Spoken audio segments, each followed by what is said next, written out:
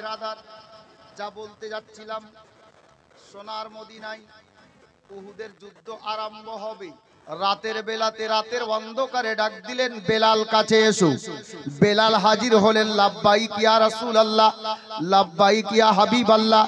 আমার নবী বললেন, এ বেলাল শোনো, মদিনার গলি গলিতে বেরিয়ে যাও, হাতে একটা আলো নিয়ে নাও। এই রাত্রি বেলাতে আমার সাহাবীদের কাছে খবরটা পৌঁছে দাও, উহুদের যুদ্ধে যারা নাম লিখাতে চায় তারা যেন আমি নবী মুস্তাফার দরবারে হাজিরি দেয়। এই বলে বেলালকে দয়ার নবী যেমন নির্দেশ দিয়ে দেওয়া। এ বেরাদার, আশিকানে মুস্তাফা আমার বেলালে হাফসি হাতে একটা লণ্ঠন নিয়েছেন, হাতে একটা আলো নিয়েছেন, আর রাতের বেলাতে মদিনার গলি গলিতে ডাক দিয়ে দিয়ে হযরতে বেলাল বলতে আছেন, এ নবীর দিওয়ানারা, এ নবীর সাহাবীরা শোনো, আমার বিশ্ব নবীর ডাক পড়েছে, উহুদের যুদ্ধে যারা নাম লিখাতে চাও আমার নবীর ফরমান, নবীর অর্ডার হয়েছে, তোমরা সঙ্গে সঙ্গে দয়ার নবীর দরবারে হাজিরি দাও। এই মতো বলতে বলতে বেলাল চলে যাচ্ছেন। বাবা, বেশ কিছুটা রাস্তা অতিক্রম করার পরে মদিনার এমন একটা গলিতে চলে গেলেন হযরতে বেলালে হাফসি রাদিয়াল্লাহু তাআলা আনহু। রাস্তা দিয়ে চলে যাচ্ছেন, রাস্তার সাইডে একটি ঘর, একটি বাড়ি আছে। বাবা, বাড়িটার জ্বালানা রাস্তার ধারে কাটা আছে।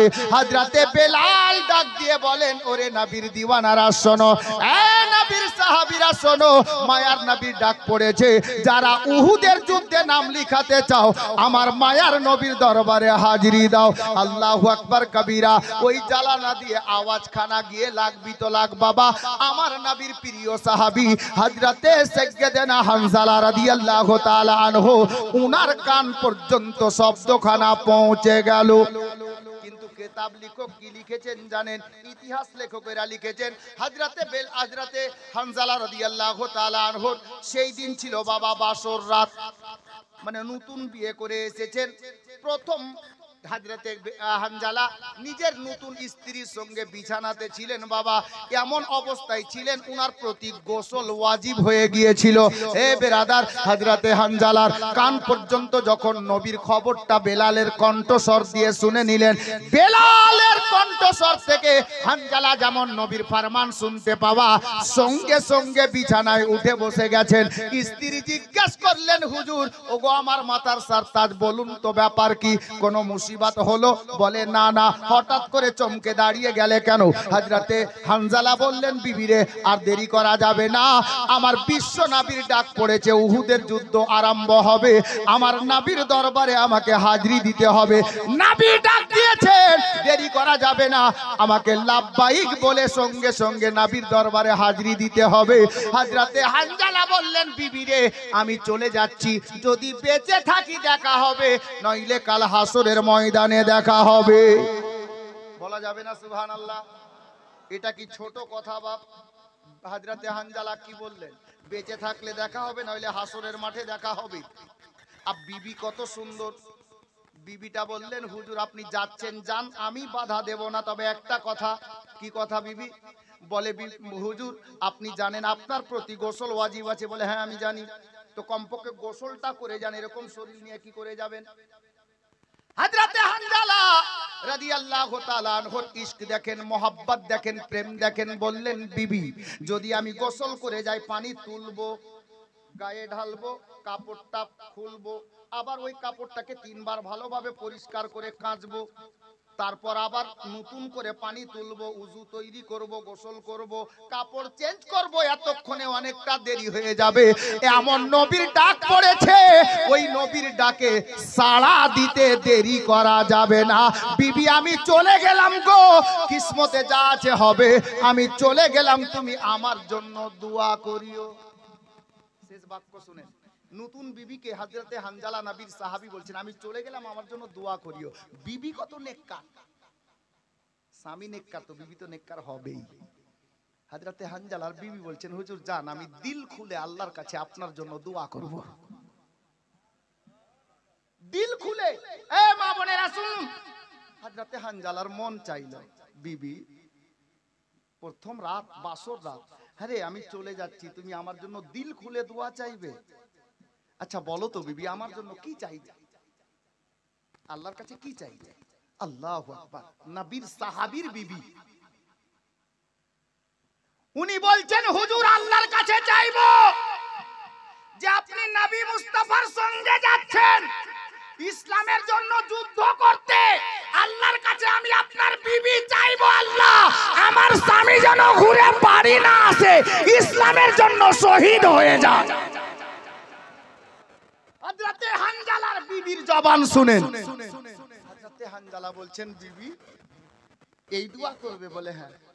হ্যাঁ রে, তুমি তো এটাও চাইতে পারতে যে আল্লাহ যেন আমার স্বামীটা বেঁচে আসে, চাইতে পারতেন তো, কেন এই দোয়া চাইবে?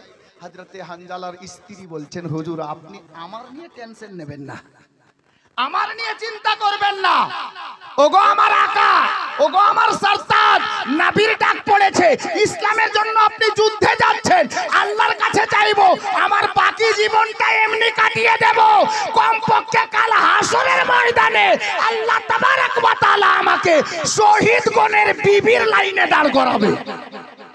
তামান্না দেখেন, তামান্না দেখেন, বাসনা দেখেন। বিবি আমি চলে গেলাম, দোয়া করিও। চলে গেলেন হযরতে হানজালা নবী পাকের দরবারে হাজির। নবী পাকের কাফেলা মদিনা মুনাওয়ারা মসজিদে নববী শরীফ থেকে উহুদের ময়দানের দিকে রওনা হয়ে গেছে। শামিল হলেন, কিছুটা রাস্তা গেলেন, মদিনার একটা মেয়ে, এই মা কান খুলেন, মদিনার একটা মেয়ে, ও শুনেছে ইসলামের জন্য যুদ্ধ হবে, নবী পাক সাহাবীদেরকে নিয়ে সৈন্য নিয়ে দলের সেনাপতি হয়ে নবী আমার নিজেই যাচ্ছেন যুদ্ধের ময়দানে। মেয়েটার বাড়িতে স্বামী নেই, বড় ছেলে নেই, কোলে একটা দুধ পিতা বাচ্চা, ছোট্ট শিশু যে মায়ের স্তন পান করে, দুধ পান করে। বাচ্চাটাকে কোলে দিয়ে মেয়েটা দৌড়ে আসলো মসজিদে নববীতে, খবর নিল নবী আমার নেই, বেরিয়ে গেছেন উহুদের যুদ্ধের ময়দানের দিকে। কেউ উনাকে বললেন যে নবী তো চলে গেলেন কাফেলা নিয়ে, নুরানি কাফেলা নিয়ে। মেয়েটা লাগলেন দৌড়তে ওই রাস্তায়। কিছু দূর যাওয়ার পরে দেখছেন নবী পাকের নুরানি কাফেলা চলে যাচ্ছে সাহাবীদেরকে নিয়ে। আমার প্রিয় নবী, আল্লাহর নবীর দিওয়ানি এই মেয়েটা, এই মাটা জোরে ডাকও দিতে পারছে না। নবীকে পিছন থেকে ডাক কি করে দেব, যদি বেয়াদবি হয়ে যায় আমার দুনিয়া আখেরা সব বেকার হয়ে যাবে। হযরতে গেরামি ওই মেয়েটা একটু চটচট করে তাড়াতাড়ি হেঁটে গেলেন, সামনের দিকে গিয়ে আমার নবীকে জোর হাত করে বলছেন ইয়া রাসূলুল্লাহ একটু সময় দিলে দুটো কথা বলতাম। আমার নবী দাঁড়িয়ে গেলেন, এই গোলামে মুস্তাফা শোনো। হযরতে গেরামি ওই মেয়েটা দুধ পিতা বাচ্চাকে কোলে নিয়ে দাঁড়িয়ে আছে। আমার নবী বললেন মা কি খবর বলো। নবীর কাফেলা দাঁড়িয়ে গেল, আমার নবী দাঁড়িয়ে গেছেন। হযরতে নবী পাকের পবিত্র জবান থেকে বেরোচ্ছে মা কি বলবে তুমি বলো, আমি নবী নির্দেশ দিলাম।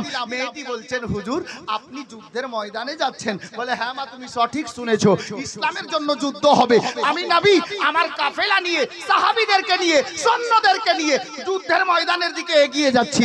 ওই মেয়েটা বলছে হুজুর আমার একটা আরজি আছে, আমার একটা বাসনা আছে, আপনার কাছে কাকতি মিনতি করে আমি বলি ইয়া রাসূলুল্লাহ আমি আপনাকে বলবো যে আমার স্বামী তো বাড়িতে নেই, আমার বড় ছেলে নেই, ইয়া রাসূলুল্লাহ আমার বড় স্বপ্ন ছিল যদি স্বামী বাড়িতে থাকতো স্বামীকে পাঠাতাম ইসলামের জন্য যুদ্ধ করতে, বড় ছেলে থাকতো ছেলেকে পাঠাতাম ইসলামের জন্য যুদ্ধ করতে।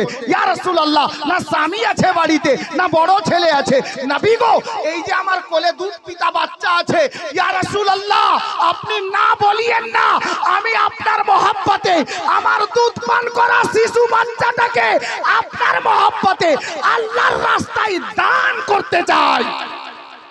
জোরে বলুন, মায়ের জবান শুনেন, দুধ পিতা বাচ্চাকে মা বলছেন দান করতে চাই।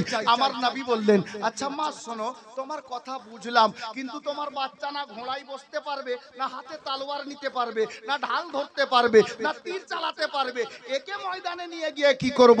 মায়ের জাজবা দেখেন, আশিকানে মুস্তাফার জাজবা দেখেন, নবীর সঙ্গে প্রেম দেখেন। হযরতে সাইয়্যিদানা নবী পাককে ওই মদিনার মা বলছেন ইয়া রাসূলুল্লাহ আমিও জানি আমার বাচ্চা না তলোয়ার দিতে পারবে, না ঢাল নিতে পারবে, না যুদ্ধ করতে পারবে, তবে ইয়া রাসূলুল্লাহ এটা আমি জানি আপনি যখন দলের সেনাপতি হয়ে যাচ্ছেন আপনিও ময়দানে নামবেন। নবী গো আমার ছোট্ট একটা রিকোয়েস্ট, আমার অনুরোধ, আল্লাহু আকবার কবীরা। নবী আমার বললেন মা বলো। মেয়েটা বলল ইয়া রাসূলুল্লাহ যখন কোন যোদ্ধা যুদ্ধের ময়দানে নামে তার ডান হাতে থাকে তলোয়ার আর বাম হাতে থাকে ঢাল। ইয়া রাসূলুল্লাহ আপনার কাছে আমার বিশেষ অনুরোধ যে আপনি তলোয়ার তো হাতে নেবেন, বাম হাতে ঢাল দিয়েন না, ঢালের জায়গায় আমার বাচ্চাটাকে ঢাল বানিয়ে নিয়ে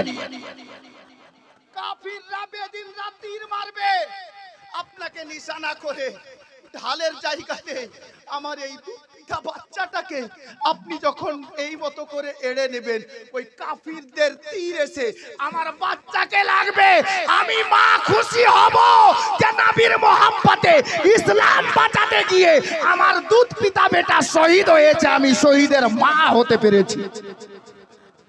নবীর প্রেমিক দেখেন, নবীর আশিক দেখেন, এই গোলাম আলী মুস্তাফা হানজালার কি হচ্ছে একটু পরে বলছি। একজন মা হয়ে নিজের দুধপিতা বাচ্চাকে যদি ইসলামের জন্য দান করতে পারে নবীর মহব্বতে, আজকে ইসলামের জন্য আল্লাহু আকবার কবীরা, এই আল্লাহর ঘর পবিত্র মসজিদকে লক্ষ্য করে এই জালসা কমিটি মসজিদের উন্নতি কল্পে জালসা